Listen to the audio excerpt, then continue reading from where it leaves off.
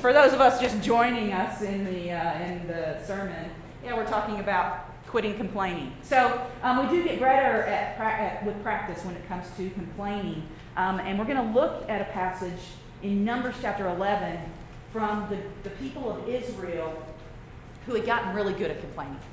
They had practiced quite a bit, and they had gotten really good at it. And so we're going to pick it up in verse 1 of chapter 11. It says, "And the people complained in the hearing of the Lord." Oh, I see a backwards N. Already I see a backwards N.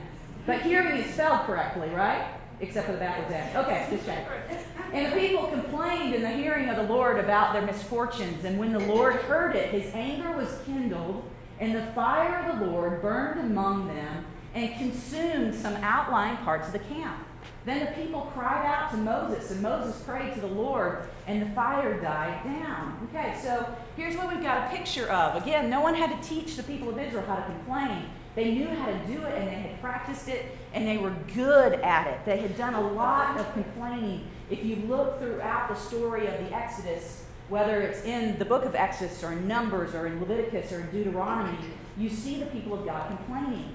14 instances where as a group they decided to complain. 14 times, which you might think, well, that's not horrible. Well, yeah, this is when all of them got together and complained. This doesn't count all the times where they were sitting in their tents by themselves complaining, which I'm sure happened quite a bit. This is when they were so upset about things, they got together as a people and complained. And the fact is, they had a lot to complain about. They did. They had misfortunes. They had lots of things that were going on.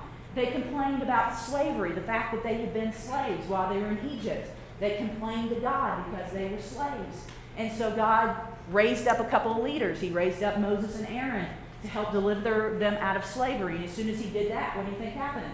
They complained about who he chose to lead them out of captivity. So they complained about Moses and Aaron. And then once they got out into the desert and got away from Egypt, then they complained about the water. The water out here doesn't taste like the water in Egypt, and so we're going to complain about it. And then they complained about the food, and they complained about the conditions, and on and on and on and on and on. So why did you take us out of Egypt? Why did you take us out of Egypt? Yeah, we're going to get there. And so it's kind of full circle here. They complained. They had lots to complain about. I'm not saying that their lives were perfect. They weren't.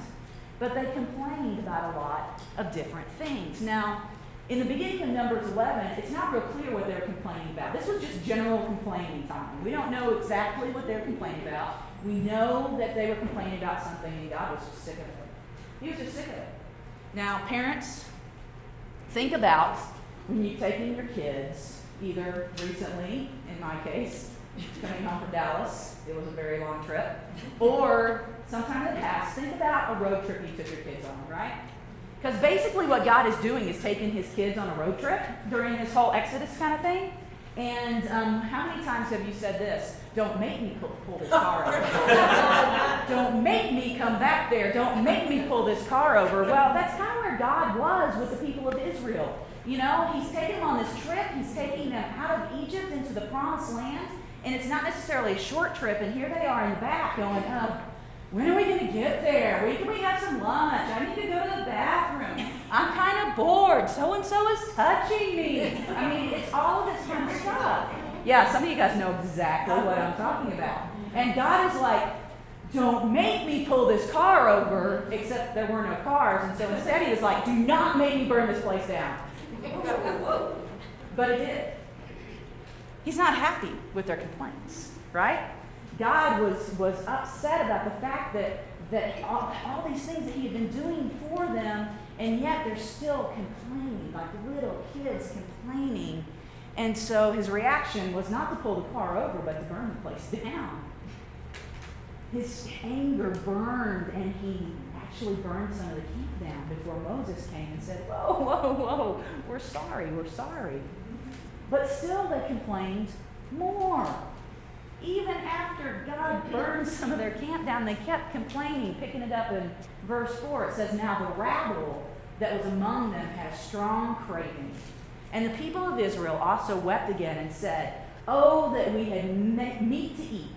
We remember the fish we ate in Egypt that cost us nothing, the cucumbers, the melons, the leeks, the onions, and the garlic. But now our strength is dried up, and there's nothing at all but this manna to look at. So the rabble, let's talk about this. Let's talk about the rabble. Who were the rabble? Well, the rabble, when the people of God left Egypt, they were not the only slaves in Egypt. You could become a slave in Egypt by breaking the law, or by owing somebody a big amount of money. You might end up in slavery. And so there were criminals, quote unquote, that were Egyptians that were in amongst the slaves, that lived amongst the slaves and worked as slaves. And when the people of God decided, hey, we're getting out of here, those Egyptians didn't want to be the only slaves left in the country, right? That would have been a lot of work for them to be the only slaves left. And so they went with the people of God. There were Egyptians that went with them. And there was a bias. There was a huge bias towards these people by the people of God. Remember, these are far from perfect people, these people of God. Good thing we're not like that. But these folks were biased towards the rabble. And so you can hear it in the commentary here. It says the rabble had a strong craving. But the fact is, it wasn't just the rabble that was complaining. It was all of them. Maybe the rabble started it. Maybe they started this conversation of the food. But all of them joined in. Everybody was complaining about the food. And I get it. I totally get it. You know, and it's interesting, isn't it, that food is something that we complain about so much. It must be something that's important to us as human beings. But I totally get it. When I was in Ethiopia for, well over a month, when I was only supposed to be there 4 days, food was something that I missed. I mean, I had food. It wasn't like I was going hungry. But I was in a guest house that had about a 6 to 7 day menu that rotated. And so I was getting food that I wasn't necessarily loving, and I was getting it over and over and over again. And I'm telling you, had it been an option, I might have traded Casey, that's his name. I might have traded Casey for a cheeseburger, at some point while I was there, because it's like, whew. Man, it was tough. And so in the guest house, those of us that were there for a long time, we would have this conversation where, just like these folks did, where it was just like, remember this. Remember when you had meat that you actually chewed, instead of meat that you put in your mouth and just kind of fell apart in your mouth. Remember chewing food? Oh, that was so good. And so we complained a lot while we were in Ethiopia. I get this. I understand what the complaint was all about, because basically they just had bread and water. And they had bread and water every day. And so I get it. That would not have been something that was fun. They were craving meat and variety in their diet. They were craving that so much, and I get it. But look closely at their complaint. Look closely at what they had to say. They said, we remember the good food we ate that cost us nothing. We remember all the food in Egypt that we got to eat that cost us nothing. And the thing that they're remembering is kind of this revisionist history, right? Of this big giant buffet that they just kind of walked up to and had whatever they wanted and as much as they wanted, and it was free.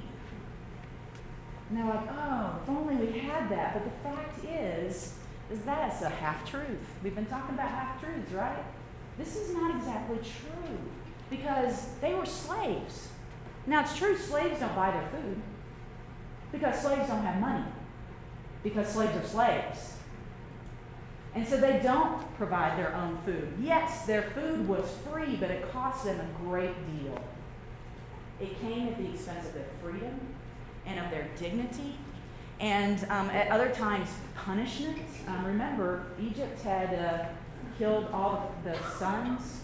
They were trying to control the slaves, trying to control the people of God. And so if you remember the story of Moses, they had decided that they would kill all the male babies because there were becoming too many of them.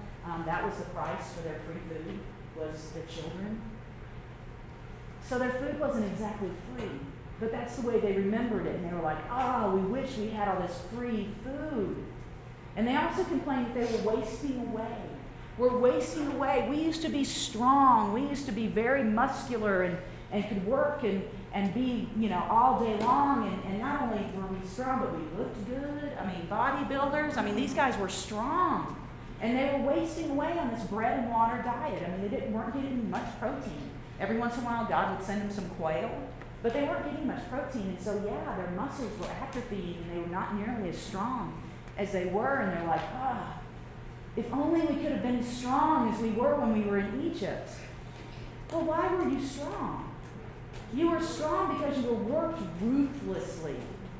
Ruthlessly. All day. Doing very, very heavy work and manual labor, again, for nothing. For nothing but your food and your clothes. And with no choice about it. And so, yeah, you were strong. Here's why you were strong. Because you were a slave. And so now you're wasting away, but you're not a slave. You're free. So, the ironic thing here, their lives had gotten better, right? But they were complaining more. It would be nice if we could say, and sometimes we do when we're complaining, if only, this was better, or this was better, I wouldn't complain as much. But the reality is, the better it gets, the more we complain. The more we complain. That doesn't really make sense, but that's kind of the way it works. And sociologists point to a lot of things, especially sociologists here in America. They point to a lot of things that contributes to this idea of complaining. And one of the contributors is that we have smaller families. Now, let me kind of unpack that for a second, because at first when I read this, I was like, well, how does that work? Well, here's how it works. Okay, you've got a smaller family, and this is definitely something that's true in my little family. Back when there were like 5 or 6 kids, when that was, more the norm rather than the 2.5 or I think it's gone down to 2.2 kids these days. When there were larger families, the families might be struggling to put food on the table for all of them, and they would put whatever they had out there, and you better not complain about it, because if you took the time to complain about it, you might not get any, because it was going to be all gone because your other brothers and sisters were going to eat it up. And there wasn't much choice. It wasn't like, I don't want to eat this for dinner. Okay, well then go to bed hungry. Oh, okay. I'll eat. But now what happens, and I know this is so true in my little family, what do you want for dinner tonight? What do you want for dinner tonight? And, sometimes, if you've got 2.2 kids, you're making something for them, and one for this one, and for this one, and then something for yourself. I mean, that happens to me all the time. Casey's on a steady diet of fish sticks and mac and cheese. Well, I get real tired of fish sticks and mac and cheese, so, I'm making something for me and something for him. Another big contributor to the fact that we complain so much is restaurants. Think about how much we go out to eat, folks. Didn't used to be that way, did it? Going out to eat was a huge deal. It was a privilege. It was something that you didn't do, 5, 6, 7, 8, maybe every day, right? And what do you do when you go to a restaurant? They give you a menu. They give you all these choices. Have it your way. Remember the big Burger King slogan, I think it was in the 80s or the 70s? Have it your way. That's kind of what is the mantra of the American these days. And then when we don't get to have it our way, we get mad and we complain. And we vent. Don't we vent? That's just a fancy word for complaining, by the way. Venting has become very popular. We vent and we get upset because we didn't get it our way. And so sociologists are saying, as our lives are getting better and better and better, it seems, we're complaining more and more and more and more. Complaining isn't decreasing as our lives are getting better, as we're getting, more money and more stuff and more choice and more this and more that. We're actually complaining more. And we're a society we're addicted to it. And really at the heart of it all is self-centeredness. That's what it's the heart of it, is self-centeredness. We want things our way, right now, right here, because we think we deserve it.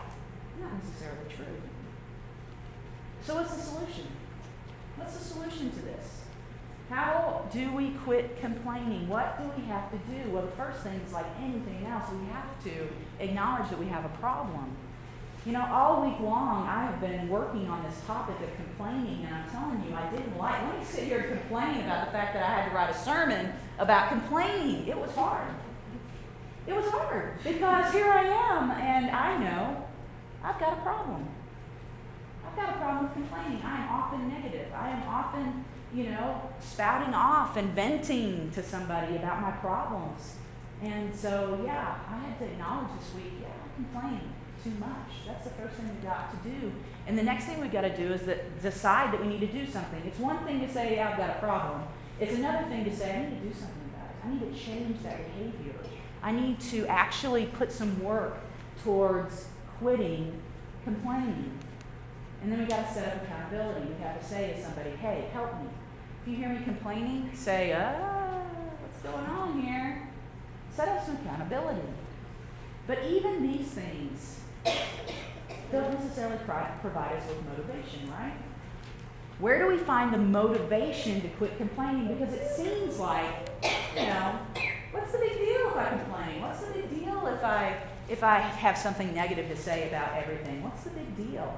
Well, Philippians 2:14-16 that Kay read to us earlier is where our motivation comes in. And this is what it says. It says, do everything without complaining and arguing, so that no one can criticize you.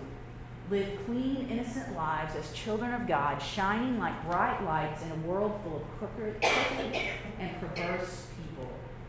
This should be our motivation. We should want to quit complaining because God says don't complain. Instead, be bright lights. And we shouldn't, the motivation should not be because we don't want God to burn our house down. I mean, obviously we saw God doesn't like it when we complain. And so our motivation should not just be because He might burn our house down if we keep complaining. It should be because we want to be bright lights. It should be because we want to be different. And think about this. Do you know, or you have some people, I hope you do, I hope you have some people in your life that don't complain. Do they stand out? I think all of us have got plenty of people in our lives that we know when we come around them, we're going to hear some negative, we're going to hear some complaining, we might even get shouted at. We all know we have those in our lives. But do you have people in your lives that don't complain? Do those folks stand out? I think they do. I can think of a few people in my life that even when things are going really bad, they always have a smile on their face. And they always point me back towards God. And they are so different than the majority of people that I encounter. Not complaining shines bright, just like what Paul said in Philippians. And let me just remind you that Paul was in jail when he wrote these things. When he says, do everything without arguing and complaining, he was in jail. And being thankful. Being thankful, exactly. Even when he was in jail. Even when he was in jail. It shines bright. People notice. People see it. And it changes them. And they wonder, why on earth are you different than everybody else? You see, the reason why we need to stop complaining is so that we can show what God has done in our lives. Because when we're complaining, we're just like the Israelites after they had left Egypt, who were saying, I've got all these troubles, and yet God is saying, but you're not slaves. And I think that's what He's saying to us today. Yeah, okay, maybe you didn't get exactly what you wanted for dinner. Maybe it's hot outside. Maybe you didn't get your way in some kind of argument, but you're not slaves. You're free, and you're loved, and you're children of God. So rejoice. Rejoice. Don't get focused on all the things that are wrong. Be focused on the things that are good. So what does this have to do with me? Let's just get these out of the way. What's going to be your excuse for not to quit complaining? There shouldn't be one, right? There's really no excuse. There's no excuse. We all need to do this. And here's some more motivation for you. It's so good for us on so many levels. I read, I don't know how many articles this week about what complaining does to our bodies. To our minds, to our health. Being negative, most of the time, it's not good for us. It's not at all good for us. It affects us. All sorts of studies they've done about patients, not unlike Benjamin Harrison. He will do so much better if he doesn't complain. And if he can find the positive, and if his family can find the positive, it will improve his health. But on so many other levels, it helps us. It helps us. It helps us as a community of God. It helps us to be bright lights in a shining world. It helps us to have better mental, physical, and emotional health. It helps us on so many levels. There is no excuse for us to not try to quit complaining. It can make a huge difference in our church and our community, guys. Because you'd like to think that, the people who are a part of the church, they never complain, right? Man. Wow, y'all been in committee meetings recently. I mean, come on. Churches can be the worst where people complain. And part of that is because it's like, this is my church. No, it's God's church. And the church isn't a thing. The church is people, by the way. It makes a huge difference in our church. And when it makes a difference in our church, when we can come together as people who are looking at the positive and loving God, and maybe we won't agree all the time, but that doesn't mean that we have to complain about each other all the time. Doesn't mean we have to attack each other all the time. It'll make a difference in our church, and when it makes a difference in our church, it makes a difference in our community, because the community will notice. You do realize that people who are outside churches look at churches because they know what happens in churches. They know how we fight. They know how we get underneath each other's skin, and they just laugh. So when we make a difference in our church because we do things differently, it makes a difference in the community. So what do you quitters have to say, huh? I quit. Yeah, girl. Yeah, we need to quit. We need to quit. We need to decide there's a problem. Start with yourself. You can't say, well, my spouse needs to quit complaining, because what are you doing? You're complaining about your spouse complaining. That doesn't work. We all need to decide to stop complaining. And then we need to actually follow through on that. We need to find some accountability. And you know what? Here's what you replace it with. Replace it with rejoicing.